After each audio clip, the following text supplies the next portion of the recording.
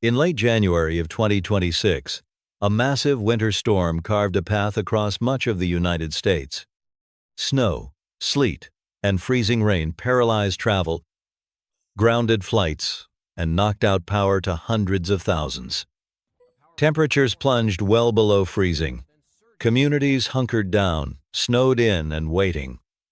Even in the chaos, one assumption held firm: help was coming. Highway crews would clear the interstates. Utility workers would restore power. Grocery trucks would restock the shelves. Ambulances would reach emergencies. Winter was miserable, even dangerous, but survivable. A disruption, not a sentence. The question was never if systems would return, only when. For colonial frontier communities, there was no when. When the first deep snows fell across backcountry settlements, the roads didn't close temporarily, they vanished. The trading networks that carried food, tools, and medicine didn't slow down for winter. They stopped. Entirely. For 4 to 6 months. The neighbor 3 miles away might as well have been 300 miles away. There were no emergency resupply runs. No ambulances. No messages sent for help. Medical care, law enforcement, outside assistance all simply ceased to exist once the snow deepened. There were no second chances. No one was coming. The systems you built in fall were the only systems you had until spring. How did communities survive when isolation became absolute? When every household had to function as a closed system for half the year, and failure meant death. Winter did not simply make life harder on the colonial frontier, it removed options. Travel that took 3 hours in September could take 3 days in January or become impossible entirely. The dirt roads that connected settlements vanished beneath snow that often accumulated to depths of 2 to 4 feet, with drifts reaching 8 feet or higher in valleys and passes. Rivers that carried flatboats and canoes in summer either froze solid or became death traps of unstable ice and frigid currents. Trade shut down completely. The last freight wagons typically rolled through frontier settlements in late October or early November. They would not return until April or May, a gap of 5 to 6 months. For communities along major routes like the Wilderness Road or the Great Wagon Road, this meant half the year without access to salt, gunpowder, iron tools, fabric, or any other goods they couldn't produce themselves. More critically, winter erased escape routes. There was no riding to the nearest town for emergency supplies. A journey of 15 miles that took half a day in autumn became a multi-day ordeal through snow, if it could be attempted at all. Summoning a doctor or midwife, even one living just 3 miles away, could mean hours of struggle through drifts, often arriving too late. Distance was no longer measured in miles, but in survivability. The threat was not remoteness, it was unreachability. Once winter settled in, survival depended entirely on what already existed within the homestead. The equation was simple and unforgiving. What a household possessed on November 1st defined the absolute maximum it would have until April 1st. Typically, that meant surviving on resources for 150 days without resupply.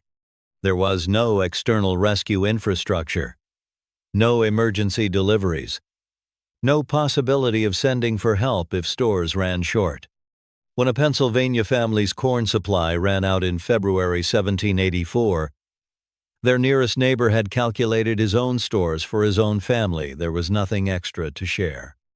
When a Kentucky cabin's firewood pile proved insufficient in the brutal winter of 1779 to 80, cutting more in sub-zero temperatures was nearly impossible, and borrowing from neighbors meant asking them to risk their own survival.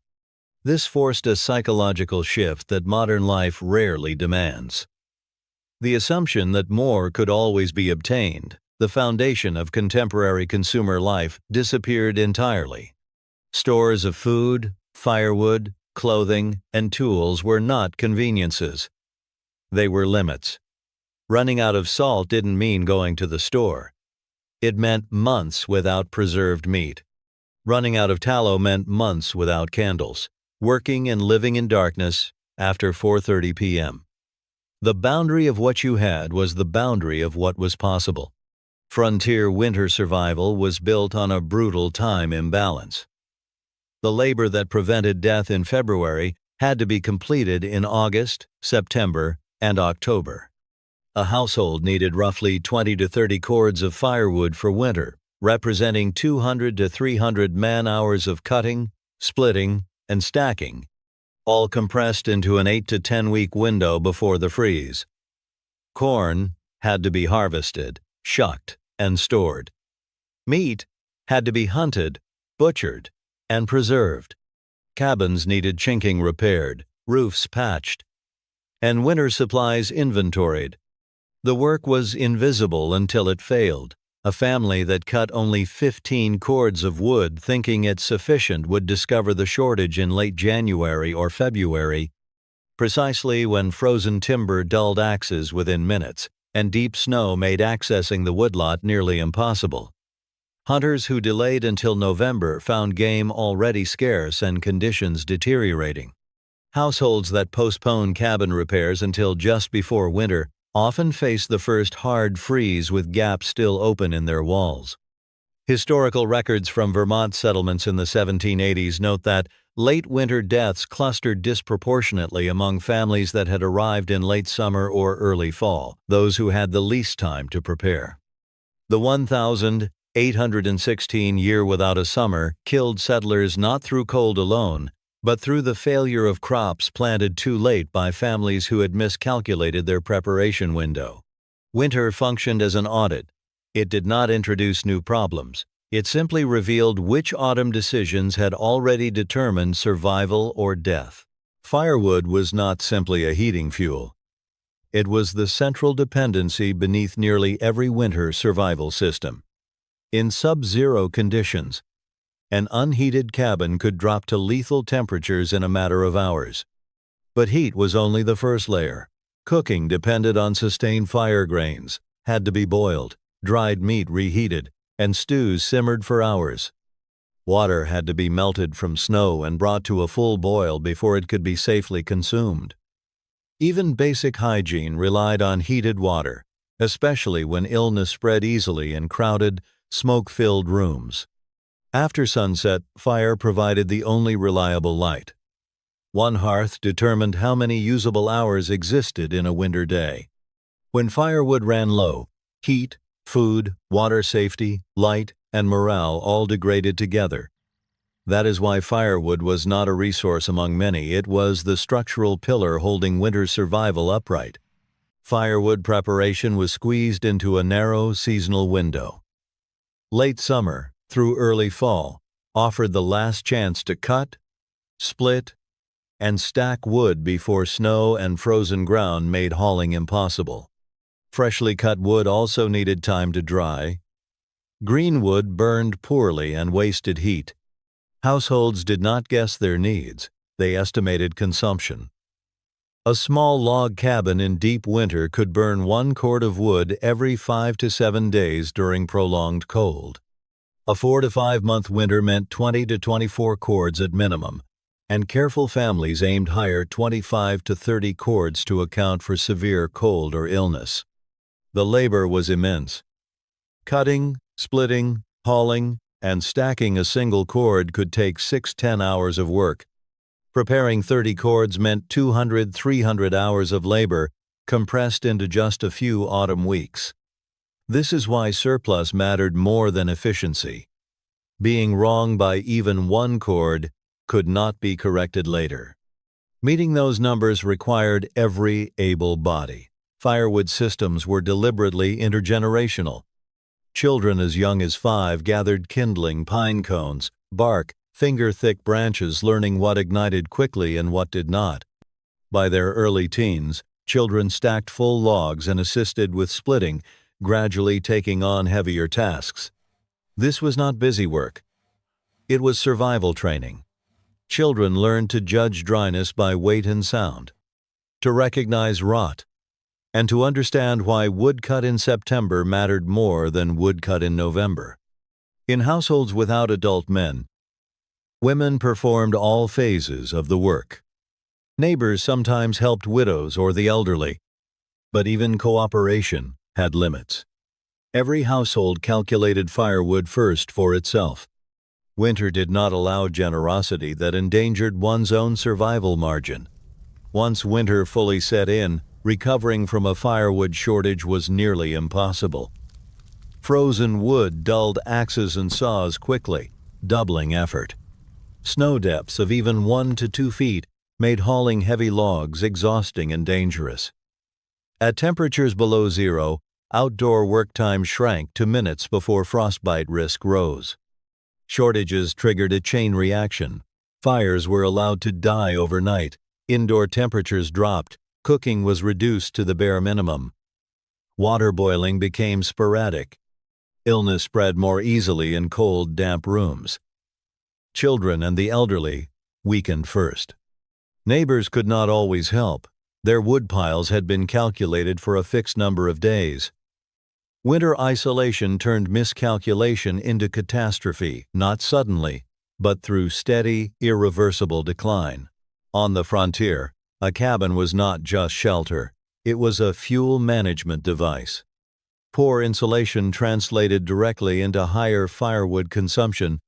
A drafty cabin with gaps between logs could require 30–40% more firewood over the course of a winter than a tightly sealed structure of the same size. Heat escaped continuously, forcing fires to be fed day and night.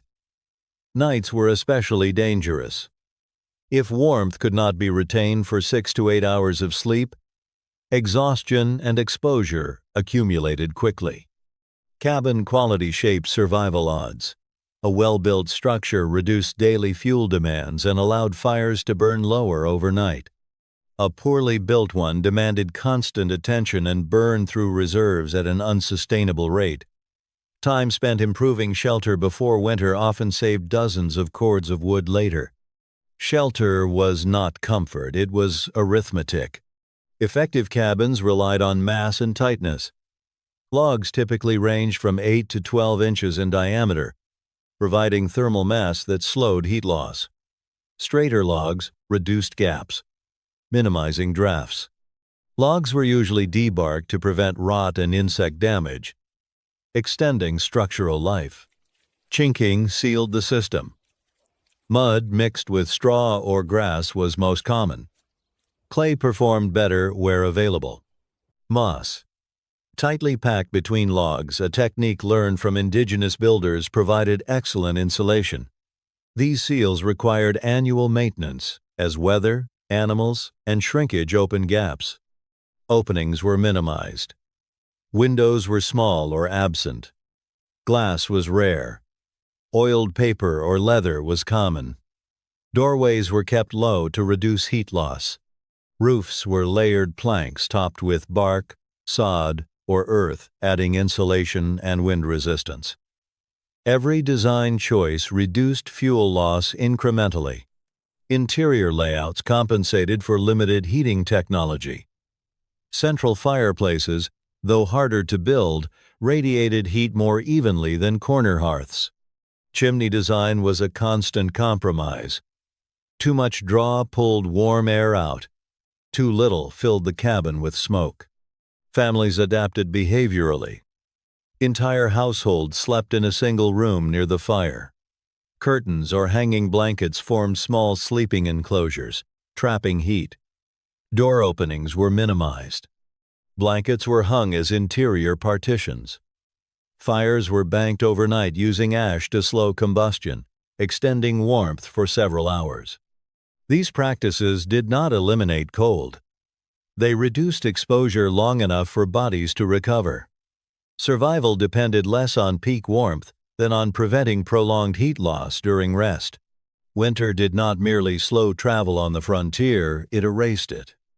The Great Wagon Road, which stretched 735 miles from Philadelphia to Georgia and carried thousands of settlers annually, became effectively impassable from late December through March. Dirt roads that functioned in October became unusable after 6 to 12 inches of accumulated snow.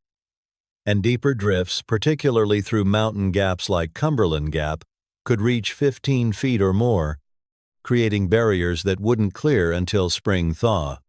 There was no plowing infrastructure, no salt, no maintenance crews. Ice posed a different danger. Horses lost traction, wagons slid uncontrollably, and a single fall could cripple an animal essential to survival. A horse with a broken leg meant not just lost transportation, but lost plowing capacity and hauling power, often a family's most valuable asset, worth 6 months of labor. River crossings, reliable in summer, became lethal in winter. Ice thickness varied unpredictably. Currents weakened surfaces from below, and breaking through meant death within minutes. In water cold enough to stop the heart, ferries ceased operating. Bridges were buried or damaged by ice flows. Daniel Boone, traveling between Kentucky settlements in the winter of 1778, took 3 days to cover 12 miles. A journey of 5 miles trivial in autumn could become impossible by January. Isolation was no longer chosen. It was enforced.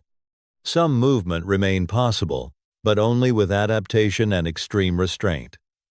Colonists adopted snowshoes from indigenous designs, allowing travel over deep snow without sinking waist deep. Even so, effective winter range shrank dramatically. A colonist might cover 2 to 4 miles on snowshoes versus 15 to 20 miles walking on clear ground. Travel beyond that became risky, exhausting, and slow. Movement was reserved for necessity. Checking trap lines, visiting the nearest neighbor in emergencies, or hunting when starvation loomed. Each trip carried compounding risks. Deep snow multiplied energy expenditure. Walking through 2 feet of snow could burn 3 times as many calories as summer travel. Sweat-soaked clothing, and without immediate access to fire, wet fabric became deadly. In December 1791, a Pennsylvania trapper named Jacob Weber froze to death just 200 yards from his cabin after falling through snow into a hidden creek while checking his trapline. He couldn't return home in time to change out of wet clothes. Whiteout conditions erased landmarks. Short winter daylight, as little as 9 hours in northern settlements, limited travel windows to a few hours. The question was never, can we travel? But is this worth the risk of not returning? Along major routes, taverns and inns formed a fragile winter network. Often spaced 10 to 15 miles apart, roughly a day's winter travel under favorable conditions. 3 days under poor ones, they could mean the difference between survival and death for stranded travelers, offering heat, food, and shelter for both people and animals. But winter strained these establishments as well. When a blizzard hit Virginia's Shenandoah Valley in January 1772, 17 travelers took shelter at a single tavern near Staunton and remained stranded there for 5 days. The tavern keeper slaughtered an extra hog and burned through a week's worth of firewood, operating at a loss but preventing deaths. Reduced traffic cut income while fuel and food consumption spiked. Many taverns along secondary routes closed seasonally. Those that remained open rationed supplies carefully. Taverns mattered not because they made travel safe, but because they reduced the likelihood of death between settlements. They also served as rare winter exchange points for news, information, and emergency aid. Winter also altered conflict patterns. Large-scale raids and military movements slowed sharply. Deep snow restricted mobility for everyone. Militias could not assemble quickly. George Washington's army endured Valley Forge in the winter of 1777–78. But the British Army in Philadelphia was similarly immobilized. Neither side could mount effective operations. Attacks still occurred, but they were rare and especially devastating because escape and reinforcement were impossible. Isolation cut both ways. Snow made surprise attacks harder, but it also trapped victims in place. Winter did not bring peace through goodwill, it imposed restraint through immobility. When the spring thaw came, violence often resumed with intensity, revealing winter not as a resolution, but as a temporary suspension enforced by terrain and cold. For frontier families, clothing functioned as portable shelter. Much of daily survival required stepping outside, often repeatedly, regardless of temperature. Firewood had to be fetched several times a day. Livestock needed feeding and watering. Wells or springs had to be accessed. Even using an outhouse meant exposure. In winter conditions near 0 degrees Fahrenheit, exposed skin could develop frostbite in 20 to 30 minutes, faster with wind. Wet clothing accelerated heat loss dramatically. Without adequate insulation, outdoor work became dangerous within minutes. Clothing quality directly determined work capacity. Well-clothed individuals could function outside for 1 to 2 hours at a controlled pace. Poorly clothed individuals risked hypothermia in under 20 minutes. When clothing failed, systems failed with it, because survival depended on being able to go outside and return safely. Wool became the dominant winter fabric because it retained insulating value even when damp. Snowmelt, sweat, and condensation were unavoidable during physical labor. Unlike cotton or linen, wool fibers trapped air even when wet, slowing heat loss. This made it reliable during long outdoor tasks. A layered system emerged. Linen or hemp was worn against the skin to manage moisture. Wool formed the insulating middle layers. Heavier wool or hides served as outer protection against wind. Leather and animal skins were especially valuable for wet work.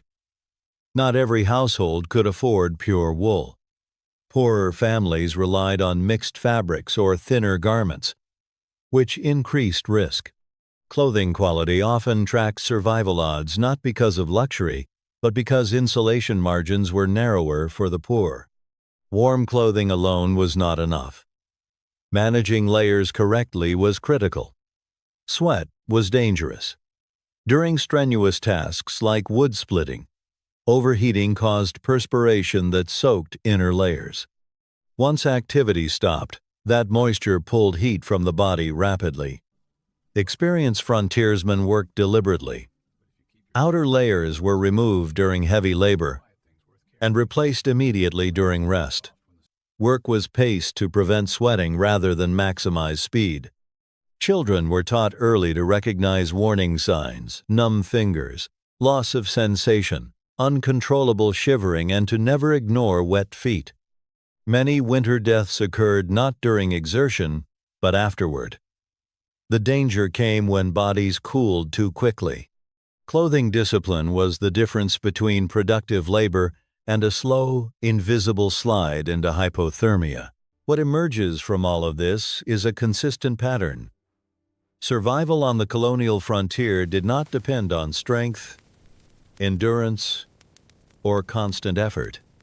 It depended on when the effort was applied. Risk had to be absorbed early, before winter began. Labor performed in summer and fall determined outcomes months later, when correction was no longer possible. Winter did not create new dangers.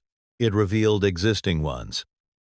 Every shortcut taken in October appeared in January. Every miscalculation compounded quietly until it became irreversible. The structure was temporal. Warm months were for preparation. Cold months were for execution, running entirely on stored work. There was no middle ground and no rescue. Modern life is optimized for efficiency, speed, and constant correction. Frontier life was optimized for resilience under isolation. It favored surplus over precision and redundancy over comfort. The question is not whether we would survive a frontier winter. It is quieter than that and more relevant. Where in modern life do we still face periods of isolation, delay, or disruption where external help disappears? and survival depends entirely on what we prepared before the test began.